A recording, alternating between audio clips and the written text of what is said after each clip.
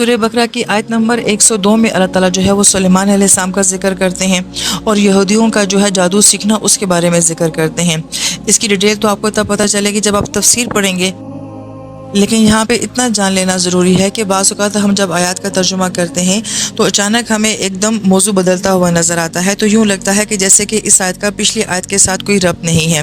لیکن جب ہم ڈیٹیل تفسیر جانتے ہیں اور دوسری الہامی کتابوں کا علم بھی جانتے ہوں تو پھر ہمیں سمجھ آتی ہے کہ اللہ تعالیٰ نے اس مقام کے اوپر یہ بات کیوں کی ہے۔ لہٰذا مختصر طور پہ جاننا یہ ضروری ہے کہ شروع وقتوں میں صرف اسلام کے ابتدائی دور میں صرف قرآن کا علم تھا، اس کے بعد آہستہ آہستہ جو ہے وہ حدیث کا علم آتا ہے اور اس کے بعد آہستہ آہستہ جو ہے وہ فقہ کا علم آتا ہے۔ لیکن جو اسلام پھیلتا جاتا ہے تو ایک وقت ایسا آتا ہے کہ جب فقہ کا علم جو ہے وہ اپنے عروج کے اوپر چلا جاتا ہے، کیونکہ ظاہری بات ہے کہ جیسے جیسے اسلام پھیل رہا ہے تو مختلف قسم کے مسائل آتے ہیں اور سوالات پیدا ہوتے ہیں، تو ان کا جواب جو ہے وہ ہمیں فقہ سے ملتا ہے۔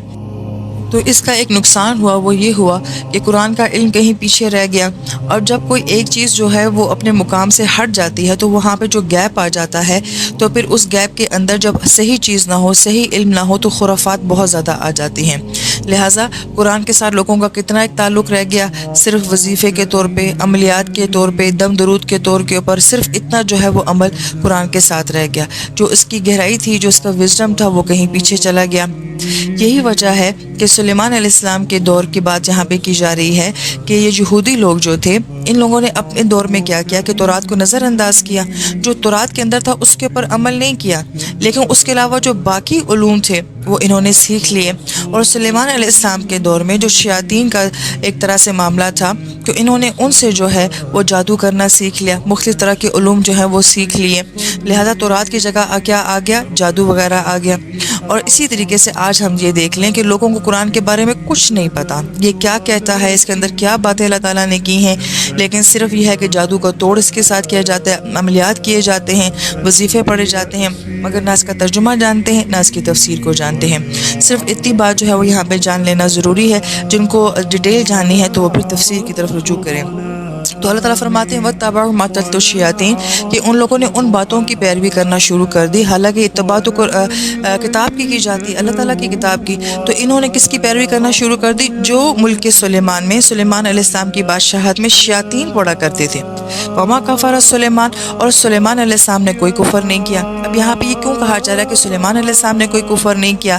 اس لیے کہ یہود کے جو علماء ہوتے تھے، اگر ان سے کوئی غلطی ہو جاتی تھی تو لوگ انہیں کہتے تھے کہ آپ اتنے بڑے عالم ہیں اور آپ اس طرح کی باتیں کرتے ہیں، تو ان لوگوں نے اپنی کتابوں میں نبیوں کے بارے میں مختلف قسم کی خرافات ڈال دیں، اور کس لیے کہ تاکہ ان کا اپنا کریکٹر جو ہے وہ چھپ سکے۔ اور انہوں نے کہا کہ دیکھو جب نبی اس طرح کی باتیں کرتے ہیں تو اگر ہم نے اس طرح کی باتیں کر لی تو کیا ہوا؟ تو گویا کہ جب آپ تورات کا اور بائبل کا جب مطالعہ کرتے ہیں تو ان لوگوں نے انبیاء کے بارے میں بہت ساری ایسی باتیں کی ہیں جو ہم سوچ بھی نہیں سکتے ہیں، اور اس کا مقصد کیا تھا کہ اس کی وجہ سے ہم لوگوں کے کردار جو ہیں وہ چھپ جائیں۔ لہٰذا انہوں نے کہا کہ سلیمان علیہ السلام نے بھی جو ہے وہ جادو سیکھا تھا، ان کا بھی جو ہے انٹریکشن شیطانوں کے ساتھ رہتا تھا۔ تو اللہ تعالیٰ یہاں پہ یہ فرما رہے ہیں کہ نہیں، وہ تو ہمارے نبی تھے، وہ کیسے کفر کر سکتے ہیں؟ وَلَكِنَّ الشَّيَاطِينَ كَفَرُوا، لیکن شیاطین نے جو ہے وہ کفر کیا۔ يُعَلِّمُونَ النَّاسَ السِّحْرَ، اور یہ وہ تھے جو کہ لوگوں کو جادو سکھایا کرتے تھے۔ وَمَا أُنزِلَ عَلَى مَلَكَيْنِ بِبَابِلَ ہاروت وماروت، اور جو بابل کا شہر ہے، جو کس کو آج ہم عراق کا شہر کہتے ہیں، وہاں پہ دو جو بادشاہ تھے۔ اب یہاں پہ اس کی تفسیر جب آپ پڑھتے ہیں تو یہ بھی آتا ہے کہ یہ دو بادشاہ تھے، اور یہ بھی آتا ہے کہ یہ دو فرشتے تھے۔ وہاں پہ یہ دو معاملے تھے کہ ہاروت اور ماروت تھے۔ وَهُمْ يُعَلِّمَانَ مِنْ أَحَدٍ حَتَّى يَقُولَا إِنَّمَا نَحْنُ فِتْنَةٌ، اور یہ دونوں کہتے تھے کہ تم ہم سے یہ علم نہ سیکھو کیونکہ ہم تو صرف آزمائش کے طور پر ہیں، وَلَا تَكْفُرْ، اور تم کفر مت کرو۔ یعنی کہ وہ خود یہ کہتے تھے کہ اللہ تعالیٰ نے ہمیں یہ جو علم دیا ہے یہ جس آزمائش کے لیے ہے کہ کون تم سے آگے یہ نیگیٹو علم سیکھے گا اور اس سے آگے یہ نیگیٹو کام کرے گا۔ تو وہ پہلے ہی کہہ دیتے تھے کہ بھئی یہ علم مت سیکھو، یہ بہت بڑی آزمائش ہے، لیکن وہ آگے سیکھتے تھے۔ کیوں؟ اس لیے کہ ان کی نیگیٹو سوچ تھی، انہوں نے نیگیٹو کام کرنے تھے، لہٰذا ان کو اس علم کے اندر بڑا انٹرسٹ تھا۔ کتاب میں انٹرسٹ نہیں تھا، مگر باقی اس قسم کے جو نیگیٹو علوم تھے ان کے اندر ان کا شوق تھا۔ لہٰذا انہوں نے کہا کہ کفر مت کرو فَيَتَعَلَّمُونَ مِنْهُمَا، لیکن ان لوگوں نے ان دونوں سے سیکھا مَا يُفَرِّقُونَ بَيْنَ الْمَرْءِ وَزَوْجِهِ، ایسا علم کہ جس کے ذریعے وہ مرد اور عورت کے درمیان میں جدائی ڈال سکیں، وَمَا هُمْ بِضَارِّينَ بِهِ مِنْ أَحَدٍ، لیکن وہ نقصان نہیں پہنچا سکتے تھے کسی کو بھی الا بِإِذْنِ اللَّهِ، مگر اللہ تعالیٰ کی اجازت کے ساتھ۔ اس کا یہ مطلب نہیں ہے کہ اس علم میں اتنی طاقت تھی کہ وہ اللہ کے حکم پر یا اللہ کی کتاب کے اوپر غالب تھا۔ یہ اللہ تعالیٰ نے دنیا میں ہر طرح کی چیز رکھی ہے کہ کون کس کو کس طرح سے سیکھتا ہے، کون کس کو کس طرح سے استعمال کرتا ہے، لہذا یہ علوم بھی ایگزسٹ کرتے ہیں کہ کون ان کو سیکھے گا، پھر ان کو کیسے استعمال کرے گا۔ یہی تو انسان کا امتحان ہے، یہ تو انسان کی آزمائش ہے۔ وَيَتَعَلَّمُونَ مَا يَضُرُّهُمْ، اور وہ ان سے وہ علم سیکھتے تھے جس سے وہ دوسروں کو نقصان پہنچاتے تھے، وَلَا يَنفَعُهُمْ، اور وہ ایسے علوم نہیں سیکھتے تھے جس سے کہ وہ ان کو نفع پہنچا سکیں۔ اب جیسے سائنس ہے، سائنس کے کتنے زیادہ فائدے ہیں، مگر ایٹم بم بھی تو سائنس نے ہی بنایا ہے۔ تو کوئی بھی علم جو ہے اس کو کیسے استعمال کیا جائے گا، یہ اس علم کے حاصل کرنے کے اوپر ڈیپینڈ کرتا ہے۔ وَلَقَدْ عَلِمُوا لَمَنِ اشْتَرَاهُ مَا لَهُ فِي الْآخِرَةِ مِنْ خَلَاقٍ، اور وہ یہ بات اچھے طریقے سے جانتے تھے کہ جو چیز وہ خرید رہے ہیں اس کے بدلے میں انہیں آخرت میں کوئی حصہ نہیں ملنے والا ہے۔